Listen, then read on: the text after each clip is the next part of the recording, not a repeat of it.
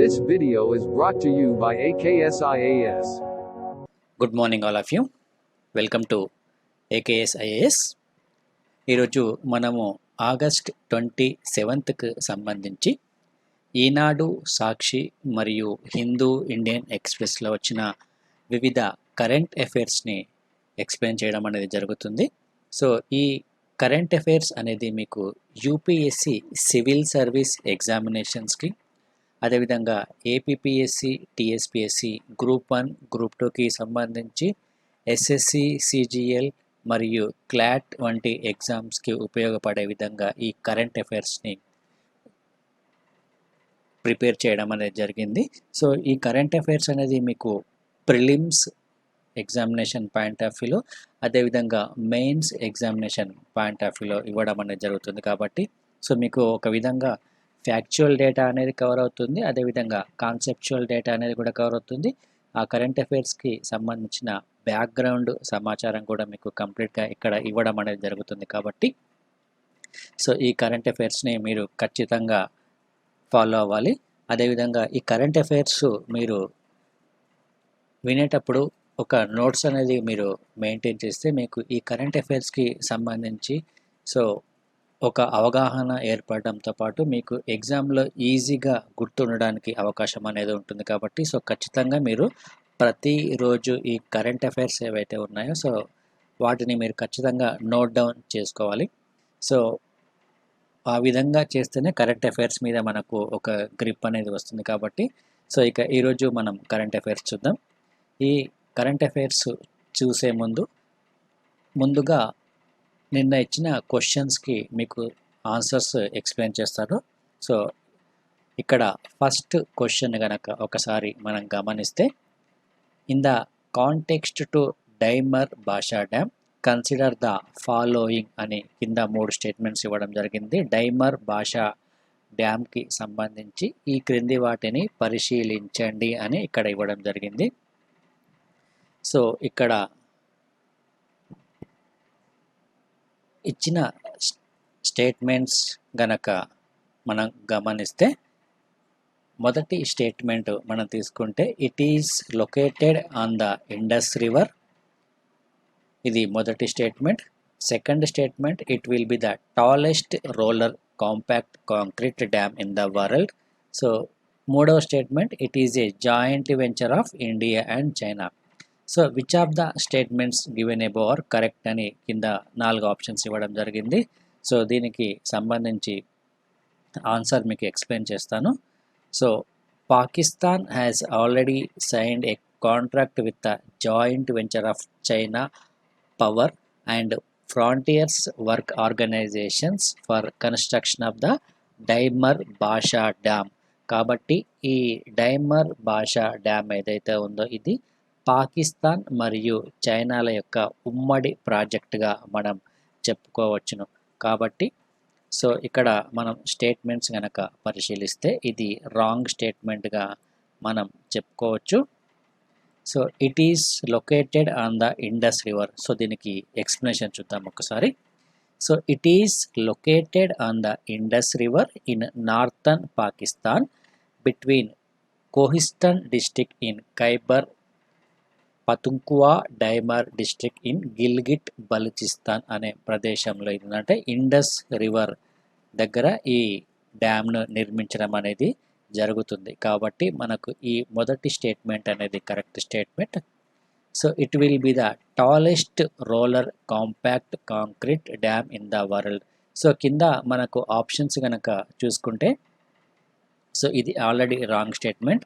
So ఇది already మనకు correct స్టేట్మెంట్గా తెలిసింది. సో మనకు కింద ఒకసారి ఆప్షన్స్ కనుక చూసుకుంటే ఎలిమినేషన్ ప్రాసెస్లో ఈజీగా ఆన్సర్ చేయవచ్చు. సో ఒకటవది కరెక్ట్ కాబట్టి సో మనకు ఒకటవ ఆప్షన్ ఏ మరియు బిలో ఉంది. కాబట్టి సో ఆల్రెడీ మనం మూడవ స్టేట్మెంట్ రాంగ్ అని చెప్పుకున్నాం. కాబట్టి ఇది కరెక్ట్ ఆన్సర్గా మనం గుర్తించాలి. So it will be the tallest roller compact concrete dam in the world. So ఇది అతి పొడవైన ఒక కాంక్రీట్ డ్యామ్గా మనం చెప్పుకోవచ్చు ప్రపంచంలోనే. సో ఈ డ్యామ్ ఎత్తు గనక ఒకసారి మనం చూసుకుంటే ఇది దాదాపుగా 272 మీటర్లుగా ఈ డ్యామ్ యొక్క ఎత్తు అనేది ఉంటుంది. కాబట్టి so it will be the tallest river, అత్యంత ఎత్తైన డ్యామ్గా మనం దీన్ని చెప్పుకోవచ్చును. So it will have a gross storage capacity of 8.1 million acre feet నీటి యొక్క సామర్థ్యం అనేది ఉంటుంది, కెపాసిటీ సామర్థ్యము. మరియు పవర్ జనరేషన్ కెపాసిటీ వచ్చేసి దాదాపుగా 4500 మెగావాట్లుగా ఉంటుంది. సో ఈ ప్రాజెక్ట్ ఏదైతే ఉందో ఈ ప్రాజెక్టును ప్రస్తుతం భారతదేశము అపోజ్ చేయడం అనేది జరిగింది. సో ఎందుకంటే ఇక్కడ ఈ గిల్గిట్ బలిస్తాన్ అనే ప్రాంతం ఏదైతే ఉందో ఈ ప్రాంతంలో కొంత భాగం అనేది జమ్మూ కాశ్మీర్ ప్రాంతంలో ఉంది కాబట్టి సో దీనిని భారతదేశము అపోజ్ చేయడం అనేది జరుగుతుంది ఈ ప్రాజెక్ట్ సంబంధించి. సో ఇటువంటి వివాదాలు ఉన్న ప్రాజెక్ట్స్ ఏమైతే ఉన్నాయో అవి కరెంట్ అఫైర్స్ పాయింట్ ఆఫ్ వ్యూలో మనకు చాలా ఇంపార్టెంట్. సో దీనికి ఆన్సర్ మనం చూసాం కదా. ఇక సెకండ్ క్వశ్చన్ కనుక చూస్తే, two state solution sometimes seen in news is related to which of the following countries అని ఇక్కడ మనకు క్వశ్చన్ అడగడం జరిగింది. సో ఇటీవల మనకు ప్రముఖంగా వార్తల్లో కనిపించిన టూ స్టేట్ సొల్యూషన్ అనేది దేనికి సంబంధించింది, ఏ దేశాలకు సంబంధించింది అని ఇక్కడ క్వశ్చన్ ఇచ్చారు. సో కింద మనకు 4 ఆప్షన్స్ ఇవ్వడం జరిగింది. India and Pakistan, Israel and Palestine, China and Taiwan మరియు north and south Korea. So ఈ కంట్రీస్ పేర్లు ఇవ్వడం జరిగింది. సో ఇటీవల ఈ పదం ఏదైతే ఉందో ఇది మనకు చాలాసార్లు వార్తల్లో వచ్చింది. సో ఇది ఏ కంట్రీలకు సంబంధించింది? సో దీనికి ఆన్సర్ వచ్చేసి ఈ టూ స్టేట్ సొల్యూషన్ అంటే ఇరు రాష్ట్రాల పరిష్కారము అనేది ఏ దేశాలకు సంబంధించింది అంటే ఇజ్రాయిల్ అండ్ పాలస్తీనా దీనికి సంబంధించింది. ఇక్కడ స్టేట్ అంటే రాష్ట్రం అని కాదు, రాజ్యం అని మనం గుర్తుంచుకోవాలి. సో ఇరు రాజ్యాల యొక్క పరిష్కారం కోసం ఈ టూ స్టేట్ సొల్యూషన్ని ఇటీవల వార్తల్లో ప్రముఖంగా ఇవ్వడం అనేది జరిగింది. సో ఇజ్రాయిల్ మరియు పాలస్తీనా మధ్య గత కొన్ని సంవత్సరాల నుంచి ఒక వివాదం అనేది కొనసాగుతుంది, ఇజ్రాయిల్ మరియు పాలస్తీనా భూభాగాలకు సంబంధించి. సో గతంలో కూడా అనేక దాడులు జరిగాయి. పాలస్తీనా ఈ గాజా స్ట్రిప్కి సంబంధించి ఇక్కడ అనేక దాడులు జరిగాయి ఇక్కడ భూభాగాన్ని స్వాధీనం చేసుకోవడానికి. సో 1974వ సంవత్సరంలో ఈ పాలస్తీనా ప్రాంతంలో శాంతియుత ఒప్పందంలో భాగంగా యుఎన్ చేసిన ఒక తీర్మానంగా మనం దీనిని పరిగణించవచ్చును, ఈ టూ స్టేట్ సొల్యూషన్ అనే తీర్మానాన్ని. సో ఇక్కడ ఇయర్ గుర్తుంచుకోండి, 1974లో యుఎన్ చేసిన తీర్మానము ఇజ్రాయిల్ మరియు పాలస్తీనా సరిహద్దు వివాదాల గురించి ఒక శాంతియుత పరిష్కారంగా దీనిని మనం పరిగణించాలి. సో ఇటీవల యుఏఈ మరియు ఇజ్రాయిల్ అనేది ఒప్పందాన్ని కుదుర్చుకోవడం జరిగింది కాబట్టి మనకు ఈ పాయింట్ ఆఫ్లో మనకు ఎగ్జామ్లో అడిగే అవకాశం ఉంటుంది కాబట్టి ఇది ఒకసారి గుర్తుంచుకోండి. అదేవిధంగా మీరు దీనికి సంబంధించిన బ్యాక్గ్రౌండ్ వర్క్ కూడా చేయండి ఈ టూ స్టేట్ సొల్యూషన్కి సంబంధించి. సో ఇక థర్డ్ క్వశ్చన్ గనక ఒకసారి మనం గమనిస్తే ఒకసారి క్వశ్చన్ చూద్దాం. With reference to the National Centre for Disease Control consider the following statements అని ఒక 3 స్టేట్మెంట్స్ ఇవ్వడం జరిగింది.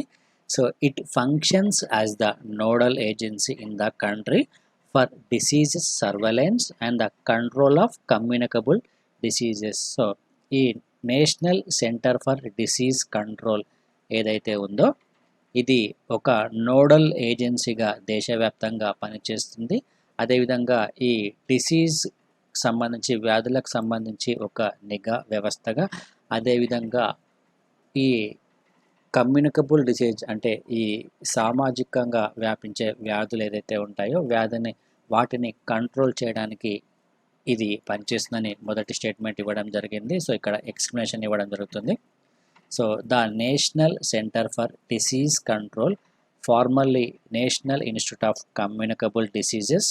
సో దీనికి ఇంతకుముందు పేరు ఈ విధంగా ఉండేది, national institute for communicable diseases, and its origin as the central malaria bureau established at the Kasauli, Himachal Pradesh.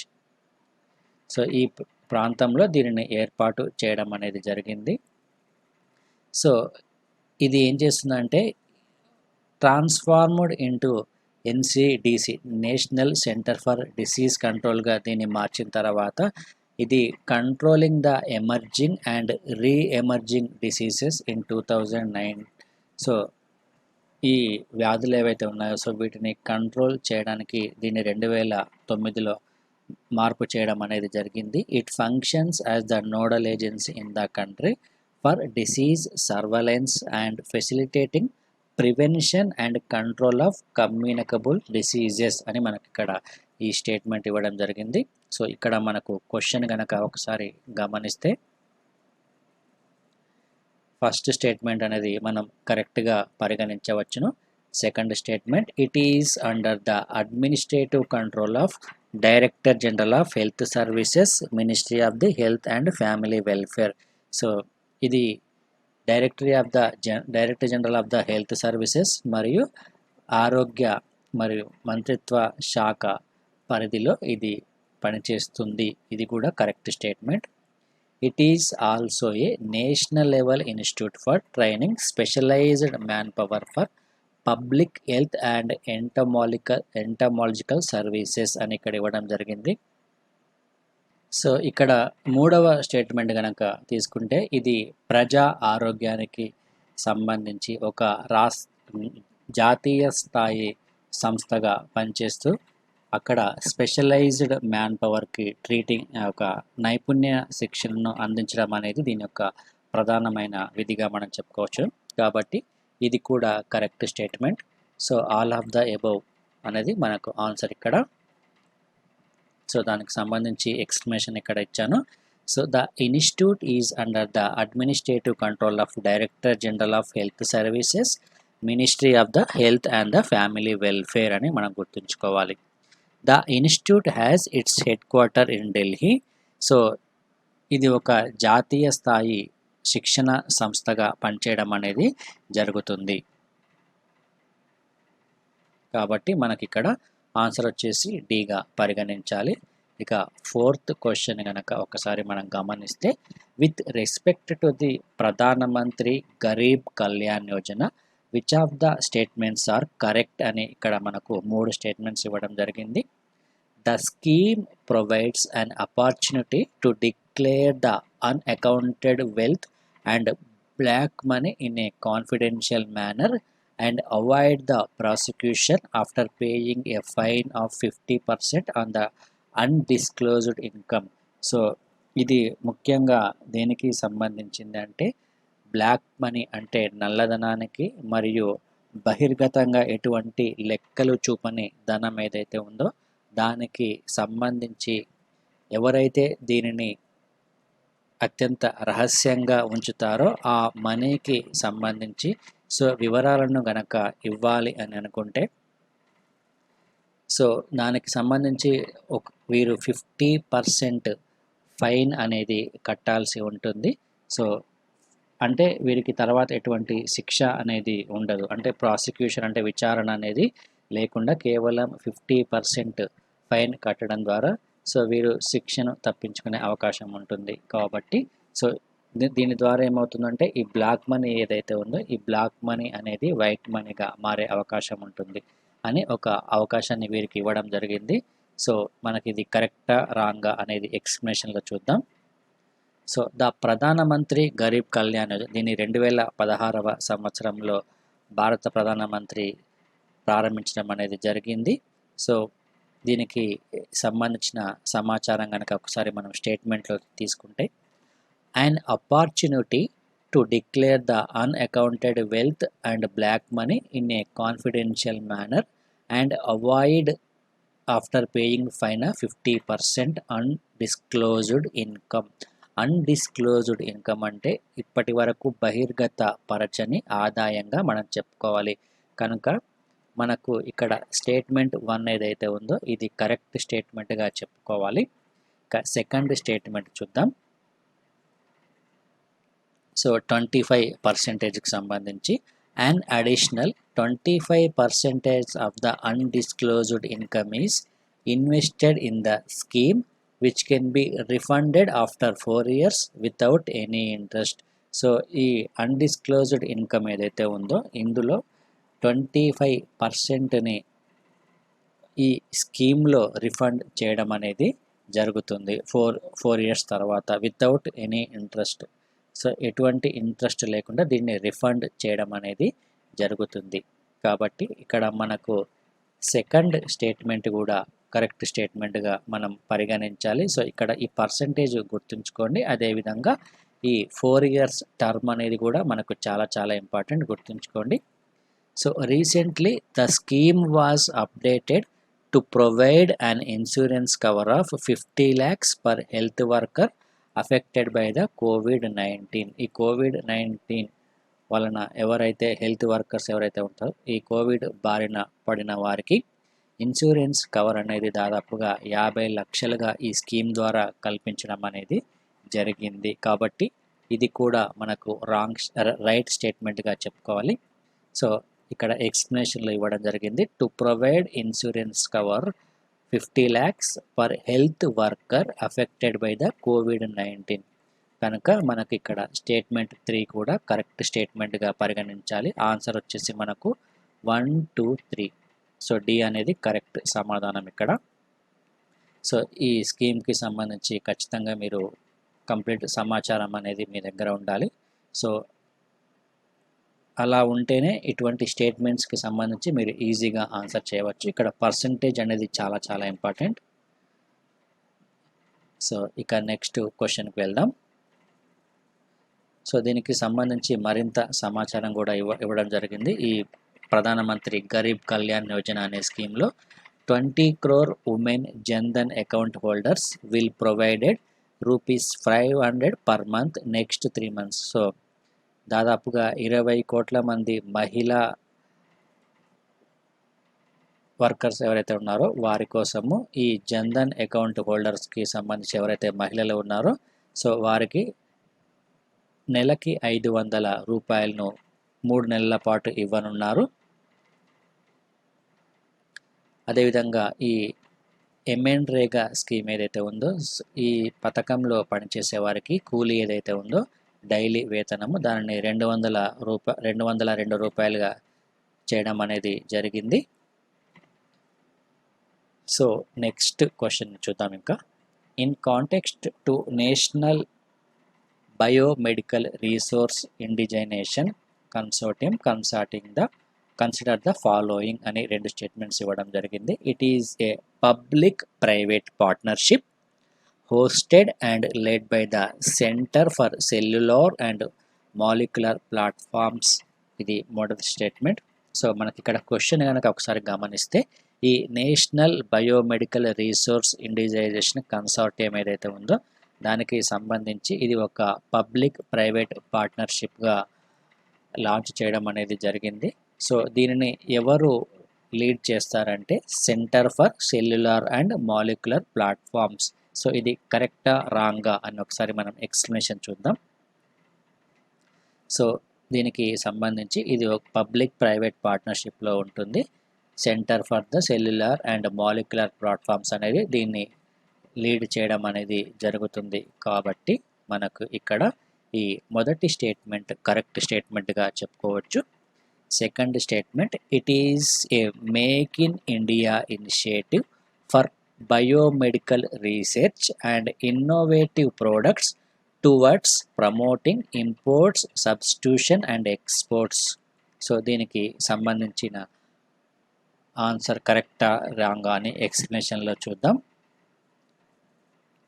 So it AIIMS to establish the nation wide collaborative platform for convergence of research పరిశోధనకు సంబంధించి మరియు product resources so ఉత్పత్తి వనరులకు సంబంధించి మరియు services సేవలకు సంబంధించి developing the reagents and the diagnostics vaccines and the therapeutics across the India. So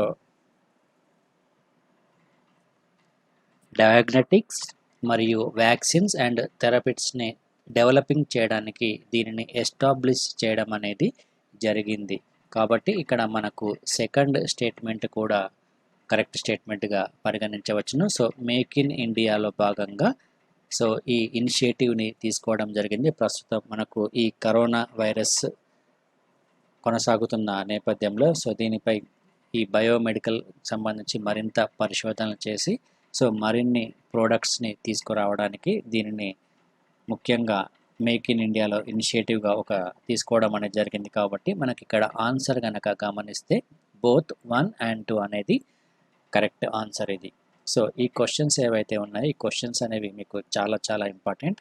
so ఇక ఈరోజు కరెంట్ అఫైర్స్లోకి వెళ్తే ఫస్ట్ టాపిక్ మనం తీసుకుందాం.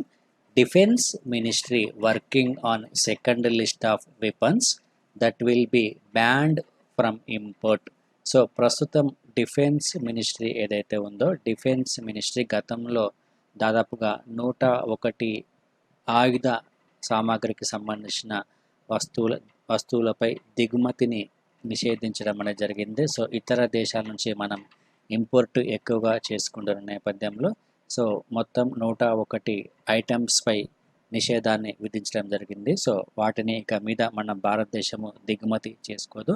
అయితే ప్రస్తుతం అందులో భాగంగానే సెకండ్ లిస్ట్ను కూడా తయారు చేస్తుందని డిఫెన్స్ మినిస్ట్రీ. సో దానికి సంబంధించిన వార్త ఇది.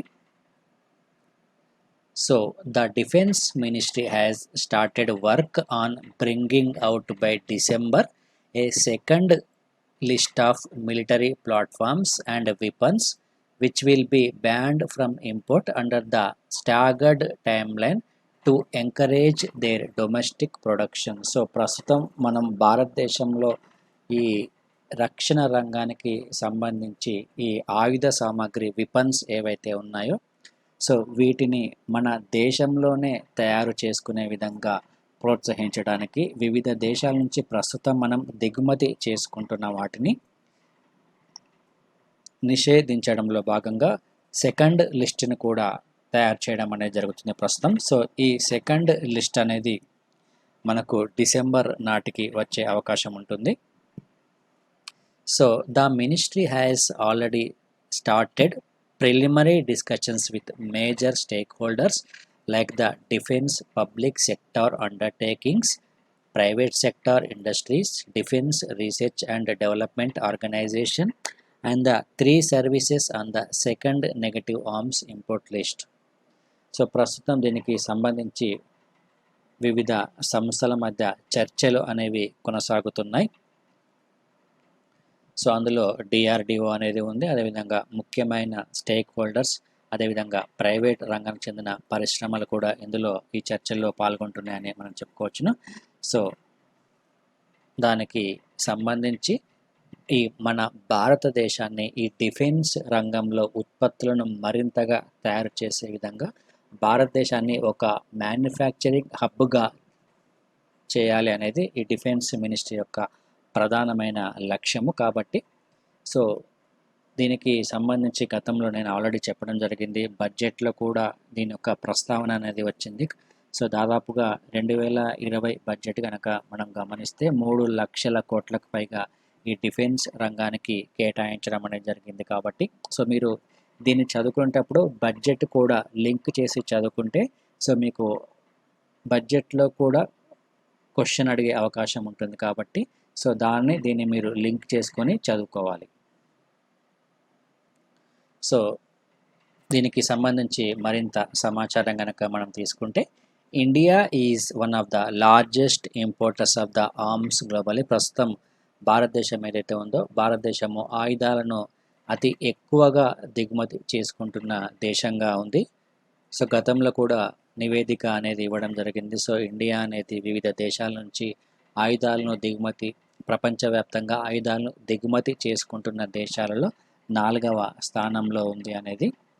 సో ఒక రిపోర్టు 4వ స్థానం అని ఇవ్వడం జరిగింది. సో లాస్ట్ ఇయర్ మరొక రిపోర్ట్ కనుక చూసుకుంటే అది 2వ స్థానంలో ఉందని ఇవ్వడం జరిగింది. కాబట్టి మనం ఇండియన్ ఎకనామిక్ సర్వే ప్రకారము 2వ స్థానంలో ఉందని చెప్పుకోవచ్చు. అయితే ప్రస్తుతం ఈ ఎస్టిమేషన్స్ ఎవరు వేశారంటే Indian armed forces are projected to spend around 130 billion in capital procurement in next 5 years. So ఇది ఎస్టిమేషన్ కాదు, సో సారీ, ఇక్కడ ఇండియన్ ఆర్మ్డ్ ఫోర్సెస్ ఏదైతే ఉందో ఈ ఇండియన్ ఆర్మ్డ్ ఫోర్సెస్ వచ్చే 5 సంవత్సరాలలో ఈ మూలధనానికి సంబంధించి దాదాపుగా 130 యుఎస్ బిలియన్ డాలర్లను ఖర్చు చేయనుంది. సో మన దేశీయ రంగంలో ఈ ఆయుధ రంగానికి సంబంధించిన ఉత్పత్తులను తయారు చేయడానికి. సో ఈ నెంబర్ గుర్తుంచుకోండి. So the defence ministry has set A goal, అంటే డిఫెన్స్ మినిస్ట్రీ ఒక లక్ష్యాన్ని పెట్టుకోవడం జరిగింది. సో ఆ లక్ష్యం ఏమిటి అంటే వచ్చే 5 సంవత్సరాలలో ఈ డిఫెన్స్ మ్యానుఫ్యాక్చరింగ్కి సంబంధించి, అంటే డిఫెన్స్ తయారీ రంగానికి సంబంధించి దాదాపుగా 25 యుఎస్ బిలియన్ డాలర్ల టర్నోవర్ అనేది జరగాలని ఒక లక్ష్యాన్ని నిర్దేశించుకోవడం జరిగింది. సో ఇందులో ఎక్స్పోర్ట్ టార్గెట్ వచ్చేసి 5 యుఎస్ బిలియన్ డాలర్లు, అంటే దాదాపుగా 35,000 కోట్ల రూపాయల ఎక్స్పోర్ట్స్ జరగాలని ఒక లక్ష్యాన్ని పెట్టుకోవడం అనేది జరిగింది. ఇది గుర్తుంచుకోండి మీరు.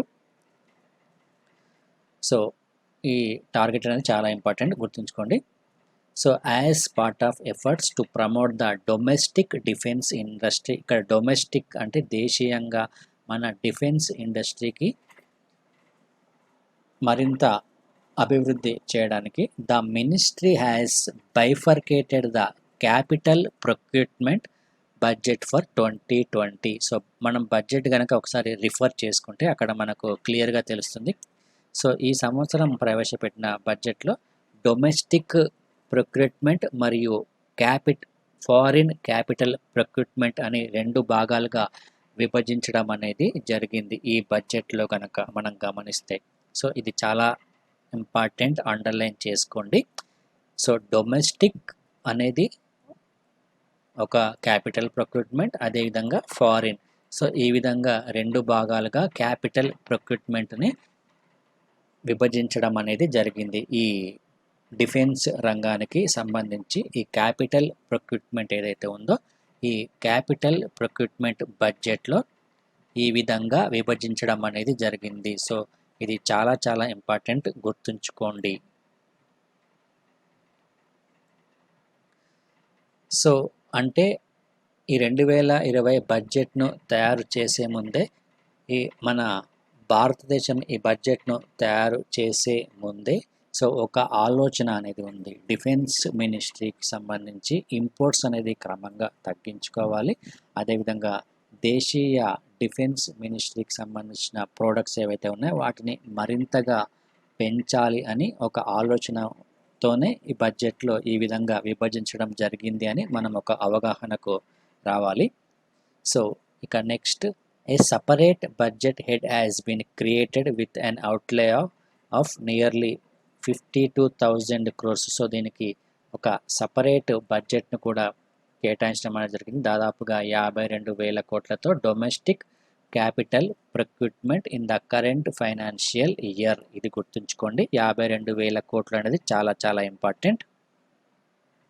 అదేవిధంగా రీసెంట్గా 2 days బ్యాక్ మీకు న్యూస్లో చెప్పడం జరిగింది, డిఆర్డిఓ దాదాపుగా 108 మిలిటరీ సిస్టమ్కి సంబంధించి ఒక లిస్టు అనేది తయారు చేయడం అనేది జరిగింది. వాటిని మన దేశీయంగా ఉత్పత్తి చేయడానికి డిఆర్డిఓ అనేది ఈ లిస్ట్ను ప్రిపేర్ చేయడం అనేది జరిగింది. సో ఇక్కడ ఇది కూడా మనం గుర్తుంచుకోవాలి.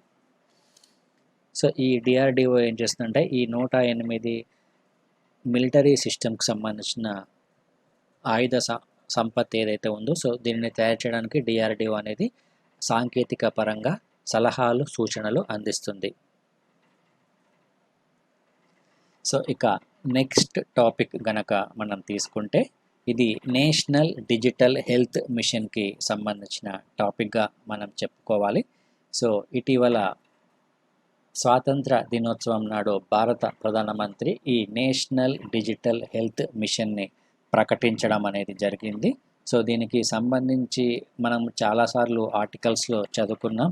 సో ఈ విధంగా ఒక వ్యక్తికి సంబంధించి అతని యొక్క మెడికల్ రికార్డుని సేకరించే క్రమంలో అతని యొక్క సమాచారానికి సంబంధించి ప్రైవసీ అనేది చాలా చాలా ఇంపార్టెంట్ అని గతంలో చెప్పడం అనేది జరిగింది.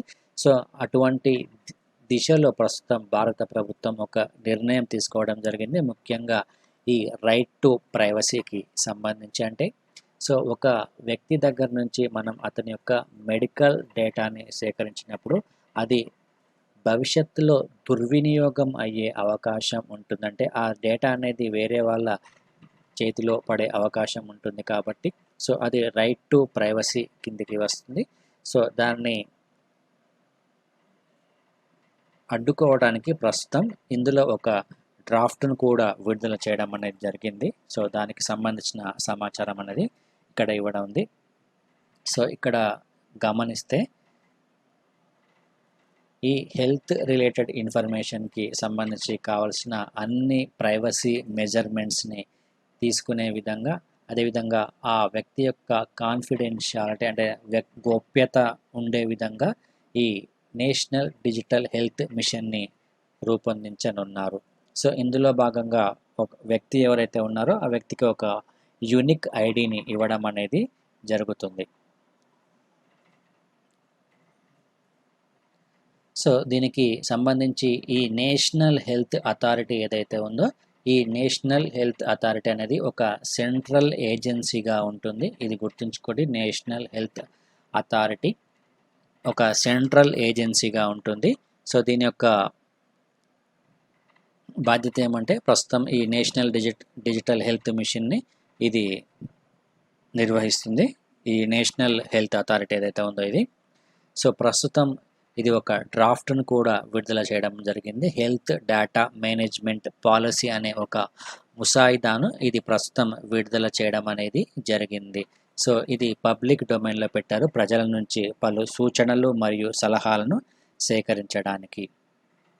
అదేవిధంగా మరొక ఇన్ఫర్మేషన్ తీసుకుంటే ఇక్కడ ఈ సేకరించిన సమాచారం ఏదైతే ఉందో సో ఈ సమాచారాన్ని national digital health eco system అనే సిస్టంలో దీనిని స్టోర్ చేయడం అనేది జరుగుతుంది. ఇది గుర్తుంచుకోండి, national digital health eco system stored in at the central level అంటే కేంద్ర స్థాయిలో ఉంటుంది మరియు రాష్ట్ర లేదా కేంద్రపాలిత ప్రాంత స్థాయిలో ఈ సమాచారం అనేది అవైలబుల్గా ఉంటుంది. సో అదేవిధంగా మనకు పాలిటీ పరంగా చూసుకుంటే ఈ రైట్ టు ప్రైవసీకి సంబంధించి ఆర్టికల్ 21కి కూడా మనం ఒకసారి చూసుకోవాలి. ఈ ఆర్టికల్ 21 ఏం చెప్తుందంటే protection of the life and the personal Liberty also include the right to privacy అని మనకు చెబుతుంది ఈ ఆర్టికల్ 21 అనేది. సో దీనికి సంబంధించి మీరు చూసుకోండి. సో కేసు కనుక ఒకసారి చూసుకోవాలనుకుంటే civil liberties versus union of India case, అదేవిధంగా Kharak Singh versus state of UP case అనేది ఈ రైట్ టు ప్రైవసీకి సంబంధించిన కేసులుగా మనం ఎగ్జాంపుల్గా చెప్పుకోవచ్చును.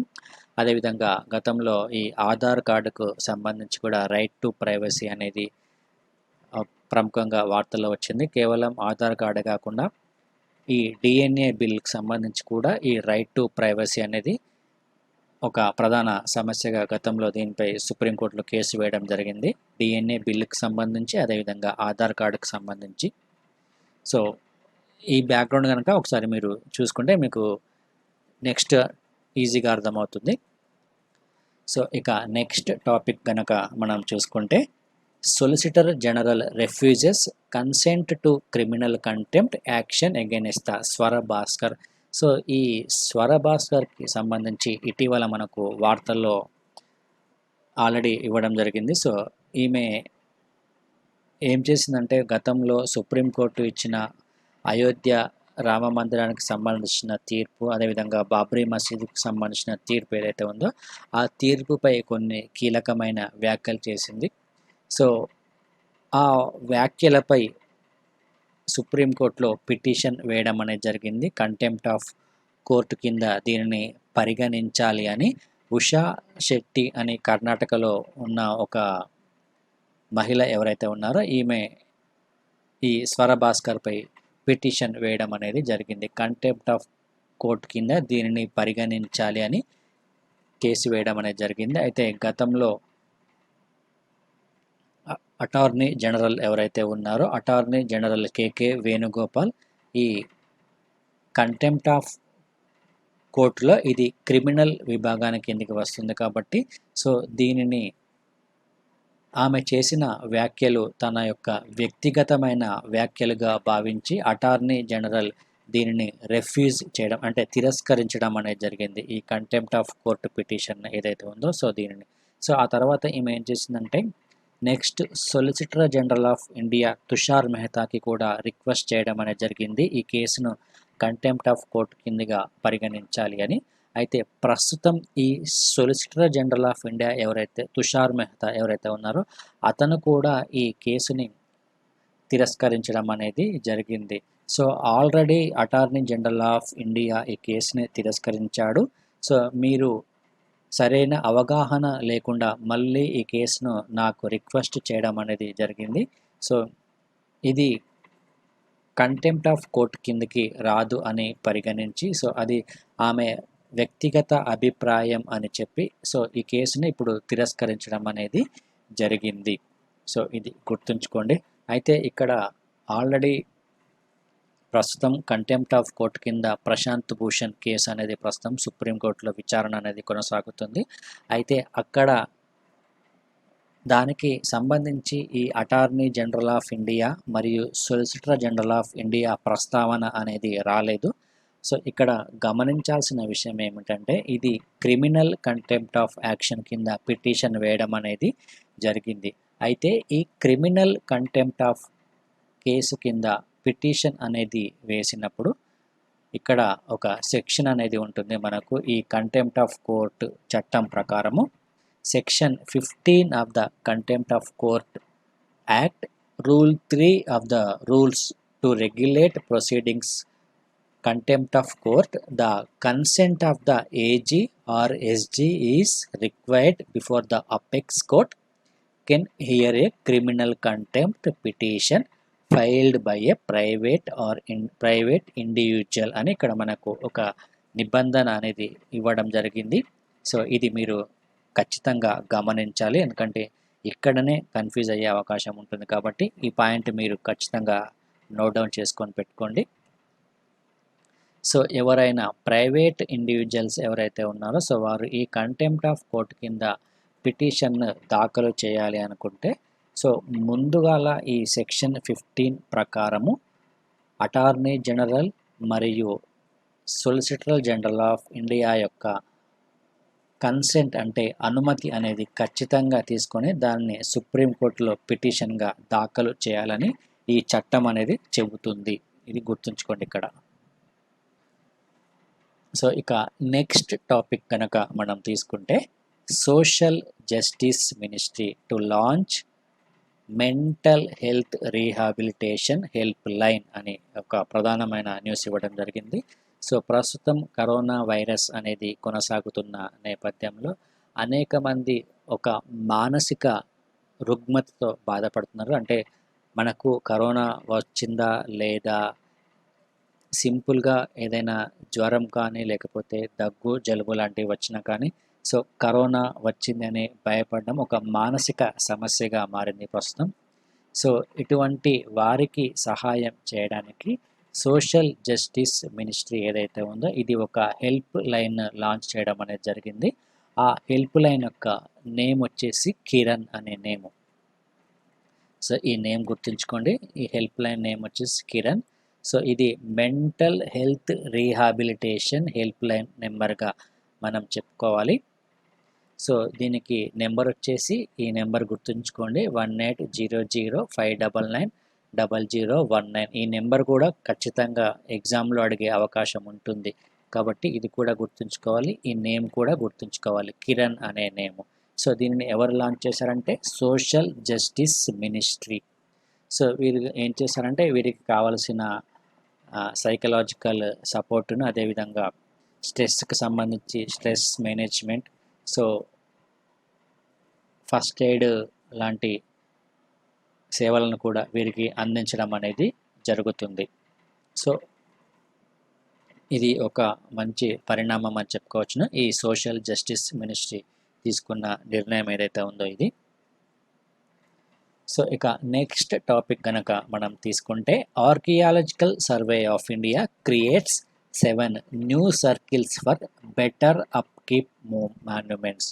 సో ప్రస్తుతం union ministry of the culture ఏదైతే ఉందో, సాంస్కృతిక మంత్రిత్వ శాఖ, సో దేశవ్యాప్తంగా మొత్తం అడ్మినిస్ట్రేటివ్ సర్కిల్స్గా తీసుకొని మొత్తం 7 ఆర్కియాలజికల్ సర్వే ఆఫ్ ఇండియా ప్రకారము 7 సర్కిల్స్గా విభజించడం అనేది జరిగింది. ఎందుకంటే ఇక్కడ మాన్యుమెంట్స్ ఏవైతే ఉన్నాయో సో వీటిని పరిరక్షించడానికి, అదేవిధంగా వాటిని నిర్వహించడానికి సో వీటిని 7 సర్కిల్స్గా విభజించడం అనేది జరిగింది దేశవ్యాప్తంగా. సో ఇక్కడ సర్కిల్స్ నేమ్స్ అనేది ఇవ్వడం జరిగింది. జబల్పూర్ ఇది మధ్యప్రదేశ్లో ఉంటుంది, తిరుచి ఇది తమిళనాడులో ఉంటుంది, ఝాన్సీ అండ్ మీరట్ ఉత్తరప్రదేశ్లో, హంపి కర్ణాటకలో, రాయ్గంజ్ వెస్ట్ బెంగాల్లో, రాజ్కోట్ గుజరాత్లో. సో ఇవి మొత్తం 7 సర్కిల్స్గా ఇవ్వడం జరిగింది. The Hampi mini circle has been upgraded to circle. So ఈ హంపి అనేది గతంలో మినీ సర్కిల్గా ఉండేది, ప్రస్తుతం దీన్ని సర్కిల్గా అప్గ్రేడ్ చేయడం అనేది జరిగింది. So and Delhi mini circle has been merged with Delhi circle. ఈ ఢిల్లీ మినీ సర్కిల్ ఏదైతే ఉందో సో దీనిని ఢిల్లీ సర్కిల్లో కలపడం అనేది జరిగింది. అదేవిధంగా తమిళనాడు రాష్ట్రాన్ని కనుక తీసుకుంటే, తమిళనాడులో టెంపుల్స్ అనేవి చాలా ఎక్కువగా ఉంటాయి, దాదాపుగా కొన్ని వేలల్లో టెంపుల్స్ అనేవి ఇక్కడ ఉంటాయి.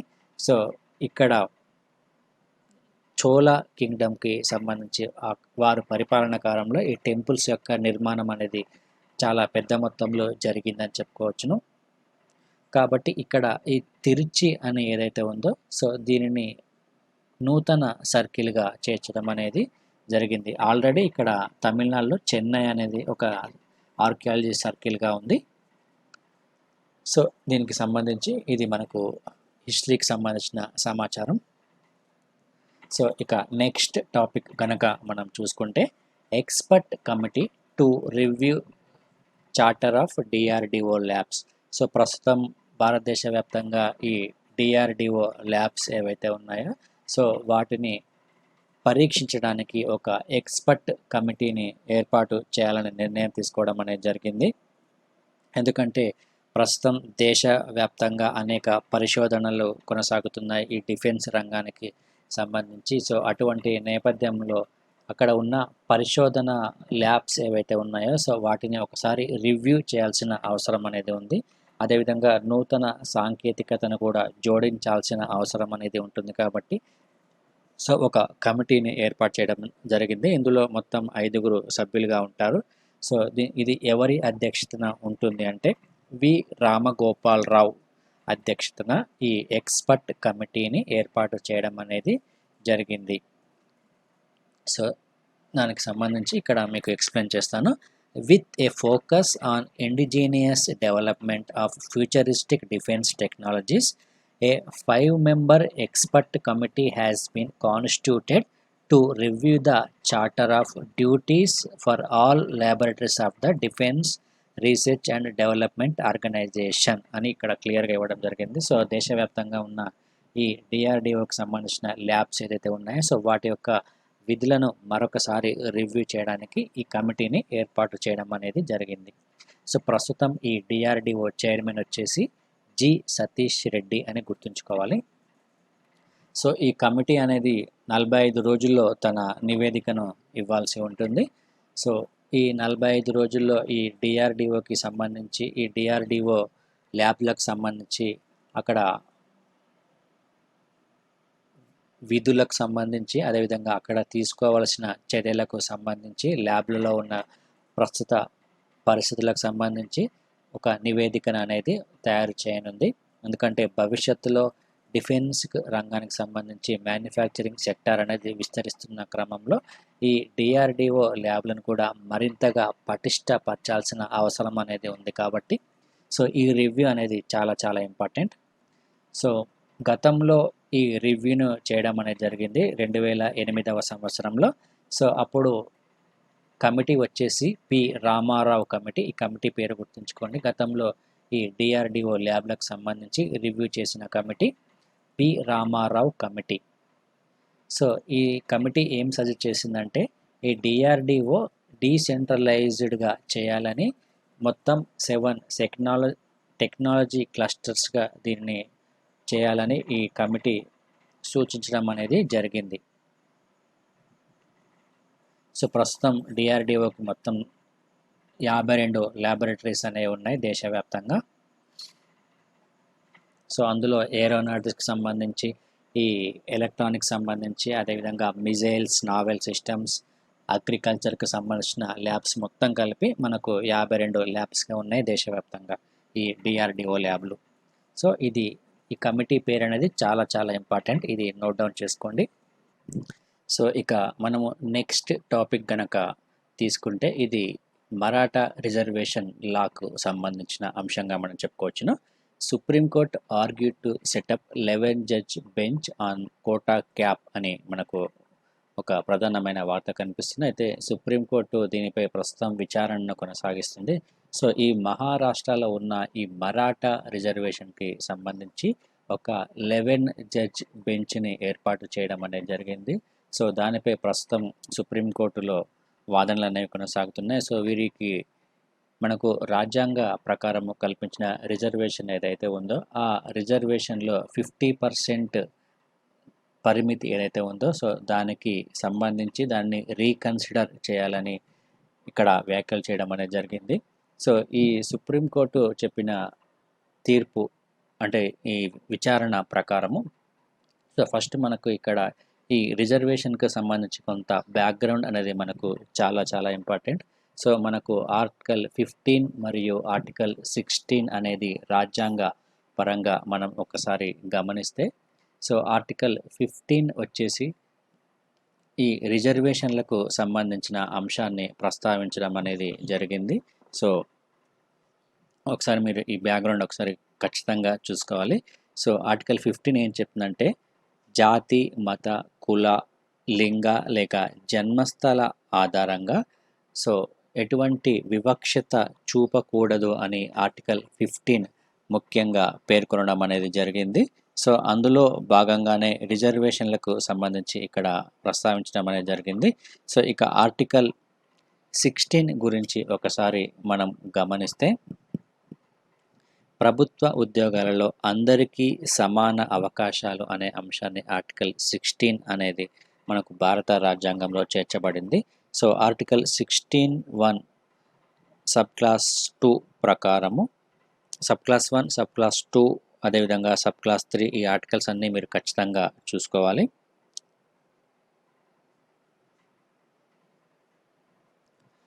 అయితే ఇక్కడ ఆర్టికల్ 16 సబ్ క్లాస్ 4 గనక గమనిస్తే, సో ఈ ఆర్టికల్ ప్రకారము వెనుకబడిన తరగతులు ఎస్సీ, ఎస్టీ, బీసీ ఎవరైతే ఉన్నారో సో వారికి ఈ ప్రభుత్వ ఉద్యోగాల్లో సరైన ప్రాతినిధ్యం లభించలేదని గనక ఒకవేళ రాష్ట్ర ప్రభుత్వం భావిస్తే, సో వారి కోసం కొన్ని ఉద్యోగాలను రిజర్వ్ చేస్తూ నిబంధనలను రూపొందించే అధికారాన్ని ఈ ఆర్టికల్ 16 సబ్ క్లాస్ 4 ఇవ్వడం అనేది జరిగింది. సో రిజర్వేషన్లు అనేవి కేవలం 2 రకాల కారణాలపై ఆధారపడి మాత్రమే ఏర్పరచబడతాయని కూడా ఇక్కడ స్పష్టంగా పేర్కొనడం జరిగింది. సో అదొకటి వచ్చేసి విద్య మరియు సామాజిక వెనుకబాటుతనం అని ఒకసారి గుర్తుంచుకోవాలి. అయితే ప్రస్తుతం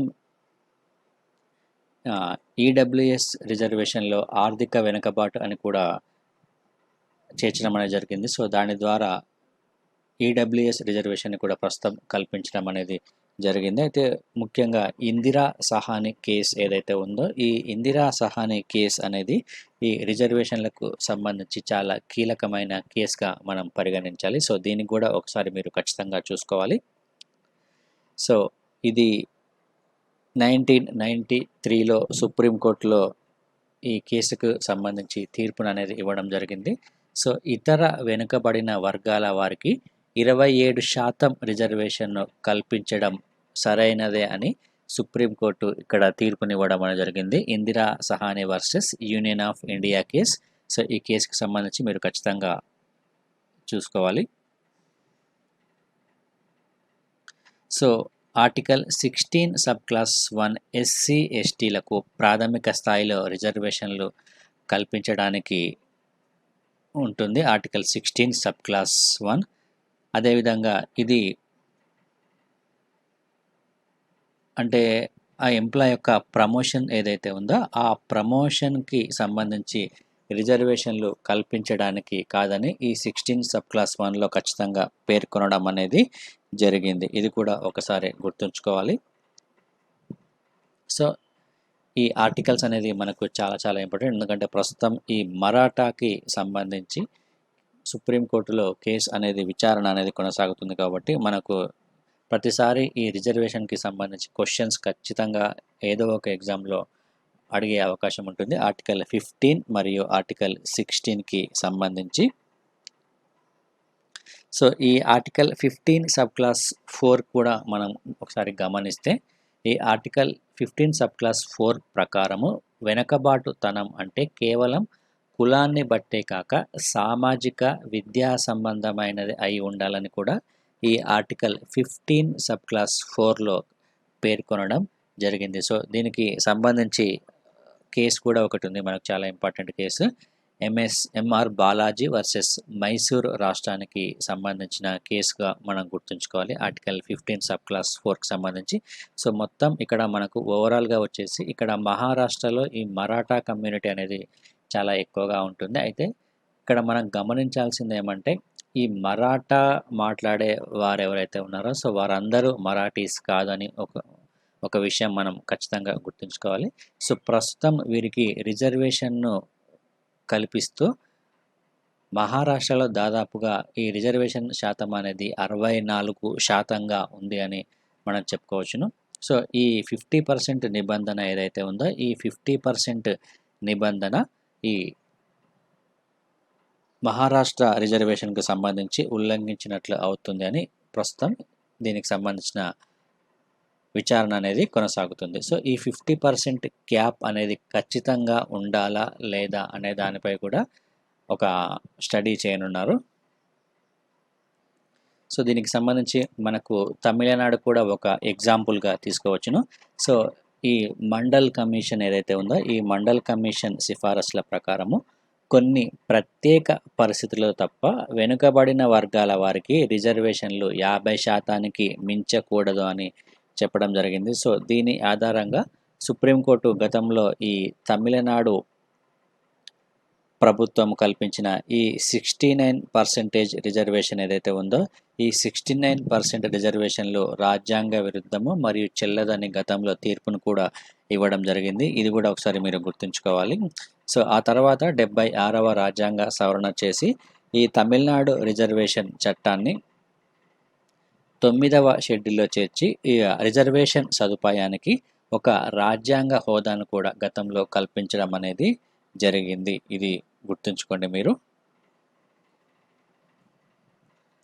అయితే భవిష్యత్తులో ఈ రిజర్వేషన్కి సంబంధించి ప్రస్తుతం ప్రకటించిన ఈడబ్ల్యూఎస్ రిజర్వేషన్ 10% కోటా ఏదైతే ఉందో సో ఈ 10% కోటాని అదేవిధంగా గతంలో ఈ ఇందిరా సహానికి సంబంధించి 9 బెంచ్కి సంబంధించి జడ్జెస్ కేసు ఏదైతే ఉందో సో దానికి సంబంధించి కూడా సో మరింతగా పరిశీలించనుంచి గతంలో ఉన్న పరిస్థితులు వేరు, ప్రస్తుతం ఉన్న పరిస్థితులు వేరు కాబట్టి సో భవిష్యత్తులో ఈ రిజర్వేషన్కి సంబంధించి ఒక కీలకమైన నిర్ణయం వెలువడే అవకాశం ఉంది కాబట్టి సో ఆ పాయింట్ ఆఫ్ వ్యూలో మనం ఈ రిజర్వేషన్ల టాపిక్ని మనం చదువుకోవాలి. సో ఇక నెక్స్ట్ టాపిక్ గనక మనం తీసుకుంటే supreme court rejects the APIs play in 3 capital case అని ఒక ప్రధాన వార్త కనిపిస్తుంది. సో ఈ ఆంధ్రప్రదేశ్ రాజధానికి సంబంధించి ఇటీవల 3 క్యాపిటల్స్ని ప్రకటించిన నేపథ్యంలో దీనిపై సుప్రీంకోర్టులో పిటిషన్ అనేది వేయడం అనేది జరిగింది. సో దానికి సంబంధించి ప్రస్తుతం ఈ పిటిషన్ కేసు ఏదైతే ఉందో సో దానిని సుప్రీంకోర్టు తిరస్కరించడం అనేది జరిగింది. సో ఇక్కడ దీనికి సంబంధించిన వార్త ఒకసారి కనుక గమనిస్తే chief justice of India SA Bobde and justice Rohinton Nariman requested themselves from the 3 capital case in quick succession.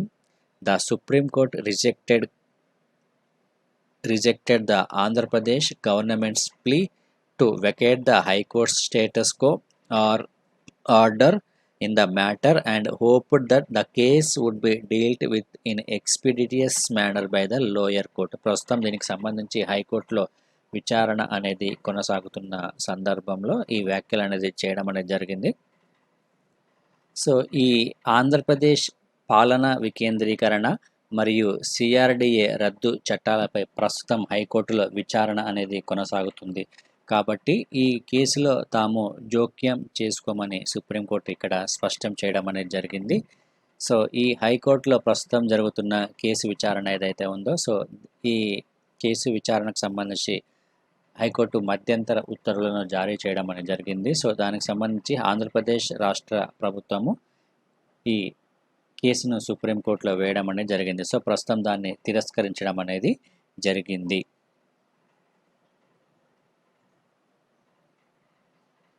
So ఇక నెక్స్ట్ వార్తను కనుక మనం చూసుకుంటే ఇది అమెరికా మరియు చైనాకు సంబంధించిన అంశంగా మనం చెప్పుకోవచ్చును. US black list 24 Chinese films amid South China Sea dispute. So ప్రస్తుతం చైనా అనేది ఈ దక్షిణ చైనా సముద్రానికి సంబంధించి వివాదాస్పద ప్రాంతాలలో అక్కడ కృత్రిమ ద్వీపాలను నిర్మిస్తుంది. సో దీనిపై అమెరికా తీవ్రమైన ఆగ్రహాన్ని వ్యక్తం చేస్తూ చైనాకు చెందిన దాదాపుగా 24 కంపెనీలను బ్లాక్ లిస్ట్లో చేర్చడం అనేది జరిగింది. సో దాంతోపాటు ఇందుకు కారణమైన అధికారులపై కూడా ఆంక్షలను విధించడం అనేది జరిగింది. ఇది మరొక తీవ్రమైన పరిణామంగా మనం చెప్పుకోవచ్చును. సో చైనా షిప్ నిర్మాణ గ్రూపుల్లో ఒక భాగంగా ఉన్న చైనా కమ్యూనికేషన్స్ కన్స్ట్రక్షన్కో అదేవిధంగా టెలికమ్యూనికేషన్ సంస్థలతో పాటు మొత్తం 24 కంపెనీలను అమెరికా బ్లాక్ లిస్ట్లో చేర్చడం అనేది జరిగింది. సో ఈ చైనాకు సంబంధించి ఇక్కడ దక్షిణ చైనా సముద్రంలో చేస్తున్న కార్యకలాపాలను అనేక దేశాలు వ్యతిరేకిస్తున్నప్పటికీ చైనా అవన్నీ పట్టించుకోకుండా అక్కడ ఉన్న దీవుల్లో భారీగా సైన్యాన్ని మోహరించడంతో పాటు అక్కడ దీవులను నిర్మించడం అనేది జరుగుతుంది. సో దీనివల్ల అనేక దేశాలు కూడా ఈ చైనాను వ్యతిరేకించడం అనేది జరుగుతుంది. సో దీనికి సంబంధించి మనకు రెగ్యులర్గా వార్త అనేది వస్తుంది ఈ దక్షిణ చైనా సముద్రానికి సంబంధించి. సో గత 2-3 సంవత్సరాల నుంచి ఈ వార్త మనకు కంటిన్యూగా వస్తుంది. చైనా అక్కడ ఆధిపత్యాన్ని కొనసాగించాలని ఎక్కువగా అక్కడ సైన్యాన్ని మోహరించడం అనేది జరిగింది. అదేవిధంగా అక్కడ వివాదాస్పదంగా ఉన్న ప్రాంతాలలో కృత్రిమ దీవులను నిర్మించి వాటిలో చైనా తమ సైన్యాన్ని అక్కడ మోహరించడం చేస్తుందని యుఎస్ కామర్స్ డిపార్ట్మెంట్ తెలపడం అనేది జరిగింది. సో ఇక్కడ దక్షిణ చైనా సముద్రంలోని దాదాపుగా 3000 ఎకరాల వివాదాస్పద ప్రాంతం అనేది ఉంది. ఈ ప్రాంతాన్ని దక్కించుకునేందుకు గతంలో అంటే 2013వ సంవత్సరం నుంచి చైనా ఇక్కడ తన యొక్క కార్యకలాపాలను కొనసాగిస్తూ ఉంది. సో ఇక్కడ ఈ చుట్టుపక్కల ఉన్న ఇరుగు పొరుగు దేశాలు ఏవైతే ఉన్నాయో ఆ ఇరుగు పొరుగు దేశాల యొక్క సార్వభౌమత్వానికి చైనా ఒక కుట్రలు పన్నే అవకాశం ఉంది కాబట్టి సో ఇది ఆయా దేశాలకు ఒక సమస్యగా మారిన తరుణంలో ఇటువంటి నిర్ణయాలు అనేవి తీసుకోవడం జరిగింది. సో ఇటీవల భారతదేశం కూడా చైనాకు సంబంధించిన యాప్లను నిషేధిస్తూ ఉత్తర్వులు జారీ చేయడం అనేది జరిగింది. సో అది కూడా ఒకసారి మనం రివ్యూ చేసుకోవాలి.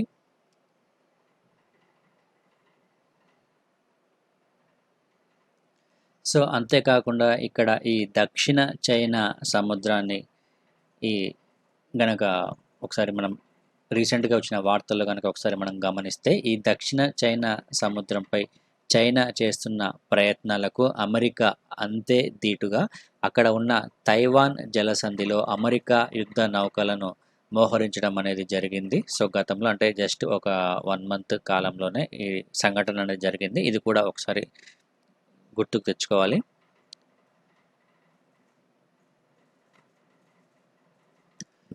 సో ఇక నెక్స్ట్ టాపిక్ గనక మనం గమనిస్తే ఆర్బీఐ పేరుతో కాలయాపన అని సుప్రీంకోర్టు ఒక తీవ్రమైన ఆగ్రహాన్ని వ్యక్తం చేయడం జరిగింది ఆర్బీఐపై. ఇటీవల కరోనా వైరస్ నేపథ్యంలో గతంలో లాక్డౌన్ ఉన్న సందర్భంలో ఈ మారటోరియానికి సంబంధించి ఆర్బీఐ కీలకమైన ప్రకటన చేయడం అనేది జరిగింది. సో ఈ మారటోరియం వ్యవధిని 3 నెలలకు ఇవ్వడం అనేది జరిగింది. ఆ తర్వాత మళ్ళీ 3 నెలలకు ఎక్స్టెండ్ చేయడం అనేది జరిగింది.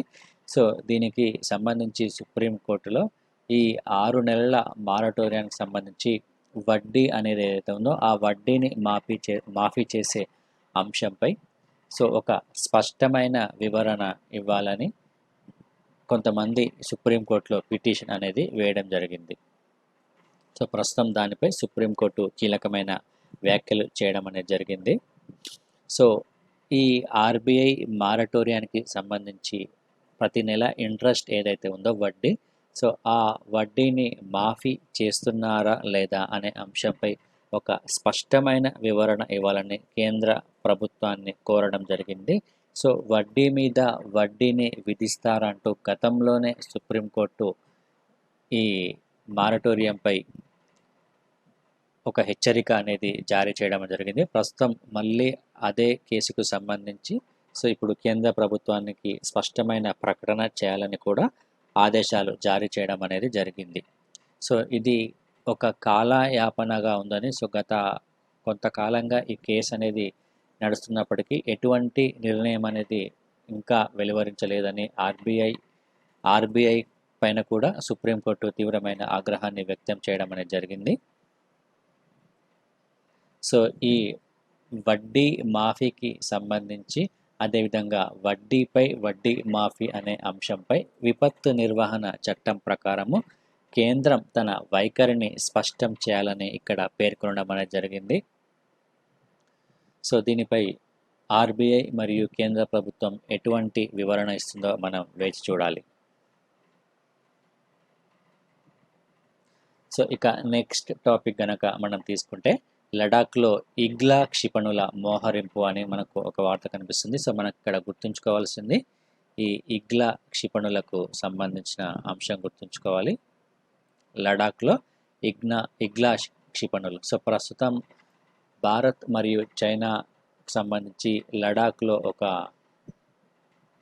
ఘర్షణ వాతావరణం నెలకొందని మనం చెప్పుకోవచ్చు. ఎందుకంటే చైనా తన యొక్క సైన్యాన్ని గత కొన్ని నెలలుగా అక్కడ మోహరించింది. ఇటీవల గాల్వాన్ లోయ కూడా ఒక వివాదాస్పదమైన అంశంగా మారింది. సో గత సంవత్సరం కనుక మనం తీసుకుంటే డోక్లాం ఇష్యూ అనేది మనకు చైనాతో ప్రధాన సమస్యగా ఉంది.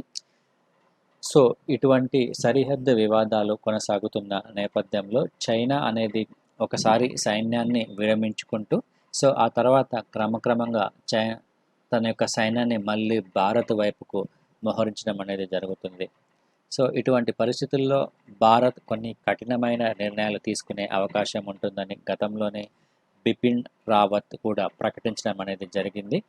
సో ఒకవేళ ఈ ఇరు దేశాల మధ్య కొనసాగుతున్న చర్చలు ఏవైతే ఉన్నాయో ఆ చర్చలు గనక విఫలమైతే సైనిక చర్యలు తప్పవంటూ chief of defence staff Bipin Rawat హెచ్చరికలు కూడా జారీ చేయడం అనేది జరిగింది. అందులో భాగంగానే ఇప్పుడు ఈ లడాక్ ప్రాంతంలో ఈ ఇగ్లా క్షిపణులను మోహరించడం అనేది జరిగింది. సో ఈ ఇగ్లా క్షిపణుల యొక్క ప్రత్యేకత కనుక ఒకసారి మనం గమనిస్తే ఇక్కడ సో వీటిని భారత్ సైన్యము ఎక్కడికైనా మోసుకుపోగలిగే ఒక పోర్టబుల్ క్షిపణులుగా వీటిని మనం పరిగణించాలి. ఇగ్లా క్షిపణులు. సో ఇవి అత్యంత ఎత్తైన ప్రాంతాల్లో కూడా పనిచేసే అవకాశం అనేది ఉంటుంది. ఇది దీని యొక్క ప్రత్యేకత. సో ఈ నేమ్ గుర్తుంచుకోండి, ఇగ్లా క్షిపణులకు సంబంధించి. సో ఈ క్షిపణి వ్యవస్థను ఆర్మీ మరియు వైమానిక దళం వినియోగించడం అనేది జరుగుతుంది.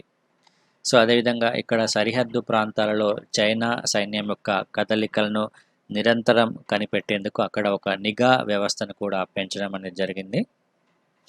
అక్కడ ఈ నిఘా వ్యవస్థకు సంబంధించి రాడార్లను కూడా ఏర్పాటు చేయడం అనేది జరిగింది. సో ఇక నెక్స్ట్ టాపిక్ గనక మనం తీసుకుంటే 60:40 అనే ఒక ప్రధానమైన వార్త మనకు కనిపిస్తుంది. సో ఇది నదుల అనుసంధాన వ్యయంపై కేంద్రం కొన్ని మార్గదర్శకాలను విడుదల చేయడం జరిగింది. ప్రస్తుతం భారతదేశంలో ఈ నదుల అనుసంధానం అనేది ఒక కీలకమైన చర్యగా కేంద్ర ప్రభుత్వం భావించి సో దీనికి తీసుకోవాల్సిన చర్యలపై కొన్ని మార్గదర్శకాలను విడుదల చేయడం అనేది జరిగింది. సో ఈ నదుల అనుసంధానానికి అయ్యే ఖర్చు ఏదైతే ఉందో అందులో 60% కేంద్రం భరిస్తుందని, మిగతా 40% నిధులను అక్కడ ఆ నదుల అనుసంధానం ద్వారా ప్రయోజనం పొందే రాష్ట్రాలు ఏవైతే ఉంటాయో ఆ రాష్ట్రాలు తమ వాటాగా సమకూర్చుకోవాలని ఈ నిబంధనలో పేర్కొనడం అనేది జరిగింది.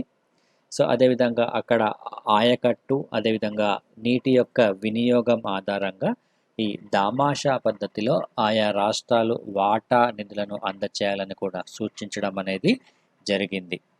సో గతంలో గనక ఒకసారి మనం గమనిస్తే ఈ నదుల అనుసంధానానికి అయ్యే ఖర్చు ఏదైతే ఉందో అందులో 90% నిధులను కేంద్రం ఇస్తుందని ప్రకటించినప్పటికీ ప్రస్తుతం అందులో సవరణలు చేస్తూ దానిని 60:40గా మార్చడం అనేది జరిగింది. అంటే కేంద్రం 60% ఇస్తే ఆయా రాష్ట్రాలు 40% ఈ వాటాను భరించాలి.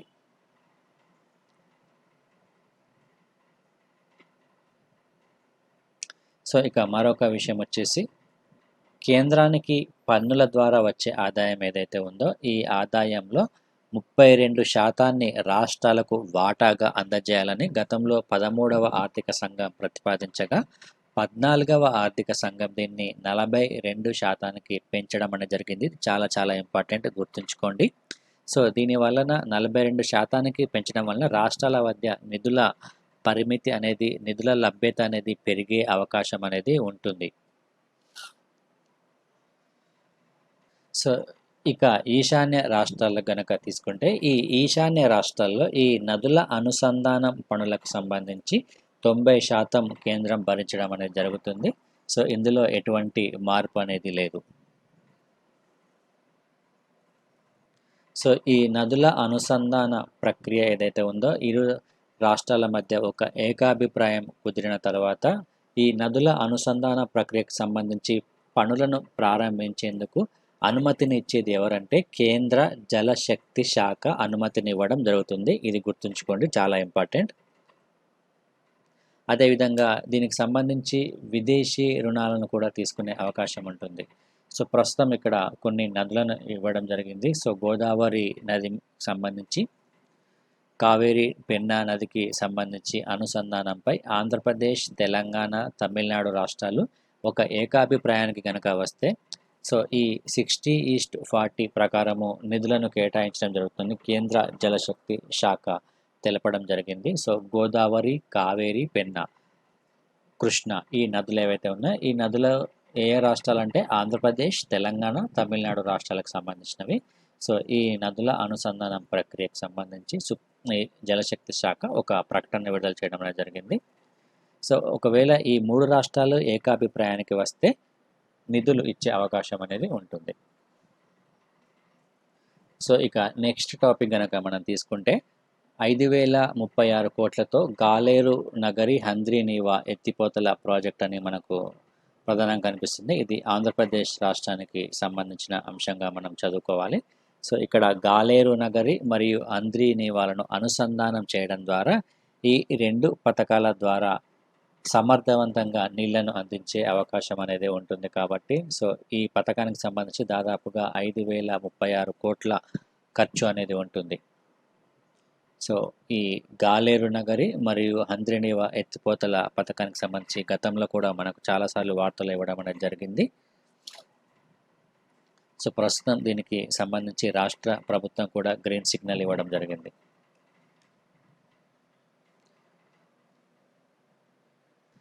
సో ఇక నెక్స్ట్ టాపిక్ కనుక మనం తీసుకుంటే ఈ వ్యవసాయ ఉత్పత్తుల ఎగుమతులకు సంబంధించి స్టాండింగ్ కమిటీ చైర్మన్ విజయసాయిరెడ్డి తన యొక్క సిఫారసులు చేయడం అనేది జరిగింది. సో దేశంలో వివిధ వ్యవసాయ ఉత్పత్తుల దిగుబడులతో పోలిస్తే ఎగుమతులు నామమాత్రంగానే ఉన్నాయని, సో దేశం నుంచి ఎగుమతి అయ్యే మొత్తం సరుకులలో వ్యవసాయ ఉత్పత్తుల వాటా సగటున 1% కూడా ఉండటం లేదని, సో వాణిజ్యానికి సంబంధించి పార్లమెంటరీ స్థాయి సంఘం ఒక నివేదికను తెలపడం అనేది జరిగింది. సో ఇక్కడ మనం ముఖ్యంగా గమనించాల్సిన విషయం ఏమిటంటే సో ఈ వ్యవసాయ ఉత్పత్తులు ఏవైతే ఉన్నాయో ఈ వ్యవసాయ ఉత్పత్తుల యొక్క శాతాన్ని మరింతగా పెంచాల్సిన అవసరం ఉందని ఈ కమిటీ తెలపడం అనేది జరిగింది. సో అంటే వ్యవసాయ రంగాన్ని ప్రోత్సహిస్తూనే ఈ వ్యవసాయ ఉత్పత్తుల దిగుబడులను క్రమక్రమంగా పెంచుకుంటూ ఎగుమతులపై కూడా దృష్టిని కేంద్రీకరించాల్సిన అవసరం అనేది ఉంది. సో ఈ వ్యవసాయ ఉత్పత్తులకు సంబంధించి ఒక పార్లమెంటరీ స్థాయి సంఘాన్ని ఏర్పాటు చేయడం అనేది జరిగింది. సో దీనికి స్టాండింగ్ కమిటీ చైర్మన్ వచ్చేసి వి విజయసాయి రెడ్డి. ఈ పేరు మీరు ఖచ్చితంగా గుర్తుంచుకోండి. సో ఈ వ్యవసాయ, మత్స్య, అదేవిధంగా ప్లాంటేషన్, కొబ్బరి పీచు, పసుపు ఉత్పాదనల ఎగుమతులపై ఈ స్థాయి సంఘం ఒక అధ్యయనం అనేది జరిపింది. సో ప్రస్తుతం దానికి సంబంధించి ఈ నివేదిక ఏదైతే ఉందో సో దీనిని రాజ్యసభ చైర్మన్ ఎం వెంకయ్య నాయుడుకి సమర్పించడం అనేది జరిగింది ఈ నివేదికను. సో ఇందులో ముఖ్యంగా ఈ ఎగుమతులకు సంబంధించిన ప్రస్తావన అనేది ముఖ్యంగా ఉంటుంది. సో ఈ వ్యవసాయ ఉత్పత్తుల ఎగుమతులను ప్రోత్సహించేందుకు వాణిజ్య శాఖ తక్షణమే తగిన చర్యలు తీసుకోవాలి. అదేవిధంగా వ్యవసాయ ఉత్పత్తుల ఈ సప్లై చైన్ ఏదైతే ఉందో సో దాని యొక్క సామర్థ్యాన్ని మరింతగా పటిష్టవంతం చేయాలని, మౌలిక వసతుల కల్పనపై ముఖ్యంగా దృష్టి సారించాల్సిన అవసరం ఉందని, సో ఈ వ్యవసాయ ఉత్పత్తులు ఏవైతే ఉన్నాయో సో ఈ ఉత్పత్తులకు తగిన ధరను లభించే విధంగా, అత్యధిక విలువను చేకూర్చే విధంగా ప్రభుత్వం చర్యలు తీసుకోవాలని ఈ కమిటీ పలు సిఫారసులను చేయడం అనేది జరిగింది. సో ప్రస్తుతం అంటే ఈ వ్యవసాయ రంగానికి సంబంధించి ఎక్స్పోర్ట్స్ అనేది ఖచ్చితంగా పెంచాల్సిన అవసరం అనేది ఉంది. సో తద్వారా రైతుల యొక్క ఆర్థిక పరిస్థితి మరింతగా మెరుగుపడే అవకాశం అనేది ఉంటుంది. కాబట్టి సో ఈ వ్యవసాయ ఉత్పత్తులను ప్రోత్సహించాలి.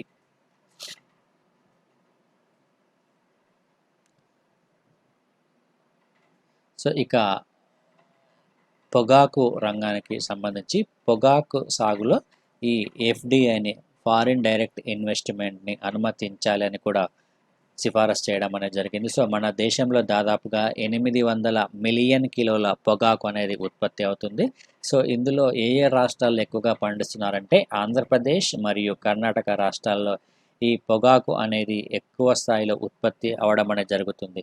సో ఈ పొగాకు ఉత్పాదన ద్వారా దాదాపుగా 6,000 కోట్ల విదేశీ మారక ద్రవ్యం అనేది మనకు రావడం అనేది జరుగుతుంది. అంటే పొగాకు ద్వారానే కేవలం 6,000 కోట్ల విదేశీ మారక ద్రవ్యం అనేది వస్తుంది. సో దీనిని మరింతగా ప్రోత్సహించాలని కమిటీ ఒక అభిప్రాయాన్ని వ్యక్తం చేయడం అనేది జరిగింది. ఎందుకంటే దీనికి ప్రధానంగా నిధుల కొరత అనేది ఉంది. అదేవిధంగా ఈ పొగాకు పరిశోధనకు సంబంధించి సో ఇక ఏ ఏ రాష్ట్రాల్లో ఈ పంటను పండించవచ్చు అనే దానిపై పరిశోధన చేయాల్సిన అవసరం అనేది ఉంది. సో దీనికి సంబంధించి నిధులను కూడా కేటాయించాలి.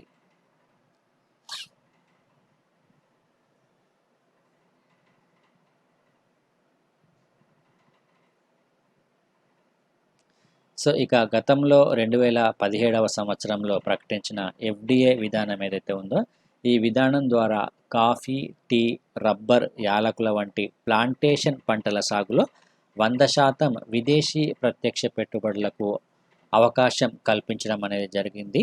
కానీ ఈ పొగాకు పంటకు ఈ వెసులుబాటు అనేది లేదు. సో ఇక్కడ దీన్ని మీరు అండర్లైన్ చేసుకోండి. సో కాఫీ, టీ, రబ్బర్, యాలకుల వంటి పంటల సాగుకు 100% విదేశీ ప్రత్యక్ష పెట్టుబడులకు అవకాశం ఇచ్చారు, కానీ పొగాకు ఇక్కడ ఇవ్వలేదు. సో దీనికి ఎఫ్డిఐకి అనుమతించాలని ఈ కమిటీ సిఫారసు చేయడం జరిగింది. సో ఇక మత్స్య రంగాన్ని గనక ఒకసారి తీసుకుంటే ఈ మత్స్య రంగానికి కనుక ఎగుమతుల్లో ఈ 2011 నుంచి 2015 మధ్య కాలంలో ఎగుమతుల్లో కొంత మేరకు వృద్ధి కనిపించిన కానీ 2016 తర్వాత క్రమక్రమంగా ఈ తగ్గడం అనేది జరిగింది ఈ ఎగుమతులకు సంబంధించి.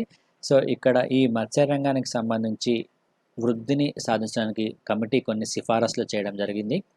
ముఖ్యంగా ఈ చేపలు మరియు ఈ రొయ్యల సాగులో యాంటీబయాటిక్స్ వినియోగం అనేది చాలా ఎక్కువగా ఉంటుందని, సో వీటిని అరికట్టాల్సిన అవసరం అనేది ఉంది. అదేవిధంగా ఈ మత్స్య రంగానికి సంబంధించి శాఖాపరమైన ఒక రెగ్యులేటరీని ఏర్పాటు చేయాలని, దానిపై తగినంత ఆజమాయిషి మరియు నియంత్రణ ఉండేలా చర్యలు తీసుకోవాలని కూడా ఈ కమిటీ ఒక సిఫారసు చేయడం అనేది జరిగింది. సో ఈ కమిటీ సిఫారసులు మనకు చాలా చాలా ఇంపార్టెంట్. అన్నీ మీరు అండర్లైన్ చేసుకొని ఒక దగ్గర నోట్స్ రాసుకోండి. సో ఇది ఓవరాల్గా. సో ఇక నెక్స్ట్ టాపిక్ కనుక మనం తీసుకుంటే బల్క్ డ్రగ్ పార్క్ సంబంధించి ఏపీఐసికి బాధ్యతలను ఇవ్వడం జరిగింది. సో ఇది ఆంధ్రప్రదేశ్ రాష్ట్రానికి సంబంధించింది. సో ఔషధాల తయారీలో స్వయం సమృద్ధి సాధించడానికి కేంద్ర ప్రభుత్వం ప్రతిపాదించిన బల్క్ డ్రగ్ పార్కులు ఏవైతే ఉన్నాయో ఈ బల్క్ డ్రగ్ పార్కుల్లో మొత్తం 3 ఆంధ్రప్రదేశ్ రాష్ట్రానికి ఒక పార్కును తీసుకురావాలని ఆ బాధ్యతను ఆంధ్రప్రదేశ్ మౌలిక వసతుల కల్పన అభివృద్ధి సంస్థకు రాష్ట్ర ప్రభుత్వం బాధ్యతను అప్పచెప్పడం అనేది జరిగింది. సో దాదాపుగా 2000 ఎకరాల్లో ఇక్కడ ఈ పార్కును ఏర్పాటు చేయనున్నారని, ఇది పబ్లిక్ ప్రైవేట్ పార్ట్నర్షిప్లో ఈ పార్కు ఏర్పాటు చేసే అవకాశం అనేది ఉంటుంది. లేకపోతే కేవలం ప్రైవేట్ పార్ట్నర్షిప్ ద్వారా ఈ పార్క్ అనేది ఉంటుంది. కాబట్టి సో దీనికి సంబంధించి దీని యొక్క బాధ్యత ఎవరికి అప్పగించారంటే ఏపీఐఐసికి అప్పగించడం అనేది జరిగింది. సో దీనికోసం ఈ ఏపీఐఐసికి అనుబంధంగా AP bulk drug infrastructure corporation పేరుతో ఒక స్పెషల్ పర్పస్ వెహికల్ని రాష్ట్ర ప్రభుత్వం ఏర్పాటు చేసింది. సో ఇది గుర్తుంచుకోండి. దీనికి చైర్మన్గా రాష్ట్ర పరిశ్రమల శాఖ ప్రత్యేక కార్యదర్శి వ్యవహరిస్తారు. సో మనం ప్రతిదానికి చైర్మన్ ఖచ్చితంగా ఎవరు అనేది గుర్తుంచుకోవాలి. సో ఇది ఇక్కడ అండర్లైన్ చేసుకోండి. సో కేంద్ర ప్రభుత్వము ఈ బల్క్ డ్రగ్ పార్కులకు సంబంధించి గ్రాంట్ రూపంలో సహాయం చేయడానికి దాదాపుగా 3,000 కోట్ల రూపాయలను, అదేవిధంగా 8 సంవత్సరాల పాటు రాయితీలను ఇవ్వడం కోసము 6,940 కోట్ల బడ్జెట్ను కూడా కేటాయించడం జరిగింది. ఇది కూడా మనకు చాలా ఇంపార్టెంట్ ఎకానమీ పాయింట్ ఆఫ్ వ్యూలో. సో ఈ 3 పార్కుల ద్వారా వచ్చే 8 సంవత్సరాల్లో దాదాపుగా 46,000 కోట్ల విలువైన మందులను ఉత్పత్తి చేయడమే ప్రధానమైన లక్ష్యంగా పెట్టుకోవడం జరిగింది. సో ఇక నెక్స్ట్ టాపిక్ కనుక చూసుకుంటే, విశాఖలో బయటపడ్డ బంకర్ అని ఒక వార్త కనిపిస్తుంది. సో ఇది జస్ట్ మనకు ప్రిలిమ్స్ పాయింట్ ఆఫ్ ఓవరాల్గా ఒకసారి చూసుకోండి అంతే. సో ఇది మనకు ఇక్కడ పిక్చర్లో కనిపిస్తున్నది 2వ ప్రపంచ యుద్ధం నాటి బంకర్ ఇది. సో ఇది ప్రస్తుతం విశాఖపట్నంలో బయటపడడం జరిగింది. సో దీనిని 2వ ప్రపంచ యుద్ధంలో ఉపయోగించినట్లు మనకు తెలుస్తుంది. సో ప్రస్తుతం ఆ కాలక్రమంలో ఇది మరుగున పడిపోయింది సముద్ర అలలకు సంబంధించి. సో ప్రస్తుతం ఇది బయటపడింది. సో జస్ట్ ఇది మనకు ప్రిలిమ్స్ పాయింట్ ఆఫ్ వ్యూలో గుర్తుంచుకోండి అంతే. సో కడపకు సంబంధించి ఒక అరుదైన శాసనం అనేది వెలుగులోకి వచ్చింది. సో ఈ కడప జిల్లాలో రేనాటి రాజుల పాలనలో ఈ కడప జిల్లా అనేది ఉంది. సో ప్రస్తుతం దానికి సంబంధించి ఒక శాసనం అనేది కూడా లభించింది. సో ఈ జిల్లాలో ఉన్న చిన్న దుద్యాల అనే గ్రామంలో ఈ శాసనం అనేది లభించింది. సో దీనిని యోగి వేమన విశ్వవిద్యాలయ విద్యార్థులు వెలుగులోకి తీసుకువచ్చారు. సో ఈ శాసనం ప్రకారము ఇది ఈ జిల్లాకు చెందిన శాసనంగా దీన్ని పరిగణించవచ్చును. రేనాటి రాజుల పరిపాలనా కాలానికి సంబంధించింది. సో మనం దీన్ని హిస్టరీలో చదువుకుంటాం రేనాటి రాజులకు సంబంధించి. సో రాష్ట్రంలో లభించిన మొత్తం తెలుగు శాసనాల్లో ఎక్కువ శాతం ఈ వైఎస్ఆర్ జిల్లాలోనే లభించడం అనేది మనం ఒకసారి గమనించాలి ఇక్కడ. సో ఈ శాసనంలో ఏముందంటే, ఇది దాదాపుగా 8వ శతాబ్దం నాటికి చెందిన శాసనం అని, సో అప్పుడు పరిపాలించిన రేనాటి చోళులు ఈ శాసనాన్ని వేయించినట్లు పురావస్తు శాఖ పరిశోధనలో తెలపడం జరిగింది. సో ఇక్కడ దీని మీద కొన్ని అక్షరాలు అనేవి లిఖించడం జరిగింది. సో ఇవి తెలుగు లిపిలో లిఖించినట్లు ఇక్కడ తెలుపుతున్నారు. సో ఈ రేనాటి ప్రభువు చోళులు దుద్యాల గ్రామంలోని ఒక దేవాలయానికి చెందిన అర్చకులు ఎవరైతే ఉన్నారో ఆ అర్చకులకు ఈ అమరకుత్యల భూమిని దానంగా ఇచ్చినట్లు ఇందులో రాసి ఉంది. సో ఇది మనం ముఖ్యంగా గుర్తుంచుకోవాల్సింది, ఈ శాసనం ఏ కాలం నాటికి చెందింది అనేది మనం గుర్తుంచుకోవాలి. సో అదేవిధంగా జిల్లాలో ఉన్న కల్లమల్లలో లభించిన తొలి తెలుగు శాసనం రేనాటి ధనుంజయుడు 575లో వేయించినట్లు తెలుస్తుంది. సో తెలుగు భాష యొక్క ఉనికిని జిల్లాలో చాటి చెప్పిన ఒక అపురూపమైన శాసనంగా మనం ఇప్పుడు ఈ శాసనాన్ని మనం పరిగణించవచ్చు. సో దీనికి సంబంధించి మీరు ఏపీ హిస్టరీలో దీని బ్యాక్గ్రౌండ్ ఒకసారి మీరు చూసుకోండి. సో ఇది ఈరోజు మనకు ఓవరాల్గా ఉన్న కరెంట్ అఫైర్స్. ఇక మనము నెక్స్ట్ ఈ క్వశ్చన్స్ కనుక ఒకసారి మనం గమనిస్తే ఈరోజు క్వశ్చన్స్. సో స్టేట్మెంట్ 1, స్టేట్మెంట్ 2 అనే 2 స్టేట్మెంట్స్ ఇవ్వడం జరిగింది. Constitution mention about the council of ministers to aid and advise governor అని మొదటి స్టేట్మెంట్ ఉంది. Second statement, advise of council of minister is not binding on governor unlike president అని రెండవ statement ఉంది. So ఈ క్రింది వాటిలో సరైన వాటిని గుర్తించండి. Second question, the famous Nabam Rebia and Bamang Felix versus deputy speaker case was recently in news. So this case related to, కింద 4 ఆప్షన్స్ ఇవ్వడం జరిగింది. ఈ కేసు దేనికి సంబంధించింది అని. Third question, which of the following are consider under the constitutional discriminatory powers of the governors. గవర్నర్కి సంబంధించి విచక్షణ అధికారాలు ఏవైతే ఉన్నాయో ఆ విచక్షణ అధికారాలకు సంబంధించి కింది వాటిలో ఏవేవి ఉన్నాయని 4 ఇవ్వడం జరిగింది. సో అందులో సరైన వాటిని గుర్తించండి.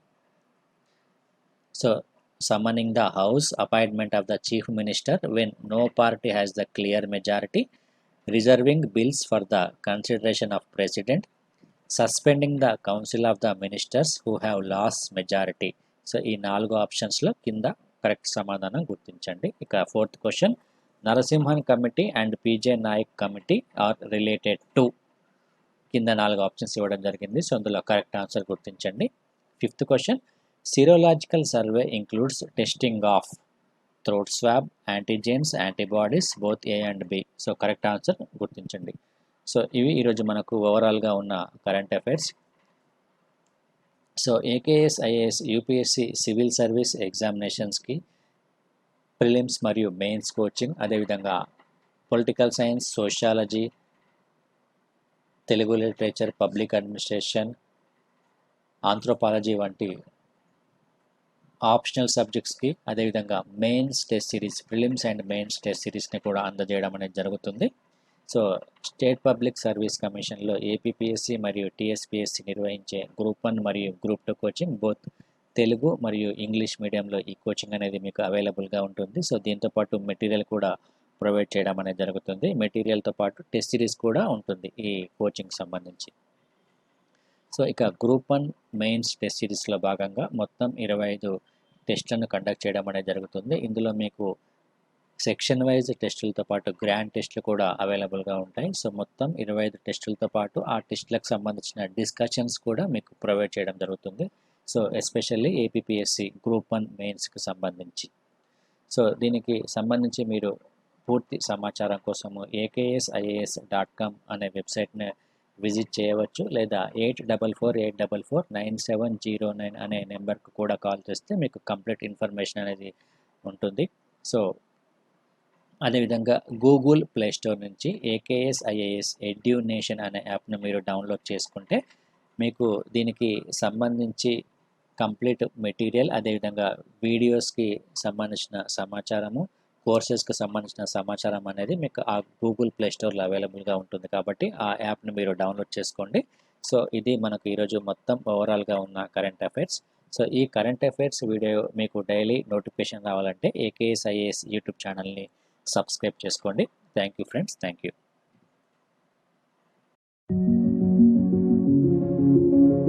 This video is brought to you by AKSIAS.